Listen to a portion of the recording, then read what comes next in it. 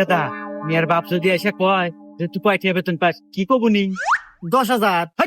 10,000 দেবো, 50,000 কোন আনবো? বিয়াই সাহেব কিছু মনে করেন নাচতে একটু দেরি হয়ে গেল। আরে বিয়ে এ ব্যাপার না এগুলা। ঠিক একটা ছাওয়ালেন কি বাদ দেখা দিতেছে কেলিয়া কেলিয়া। আচ্ছা বিয়াই সাহেব ছাওল কে বাদা নিয়ে আল্লাহ বেশি বেশি কেলে মনে হইতেছে।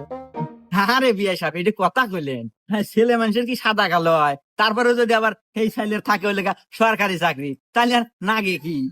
সরকারি চাকরি তা ঠিক আছে। আচ্ছা বাবা তুমি মাসে বেতন পাও কত? পাই মাসে 50,000 টাকা।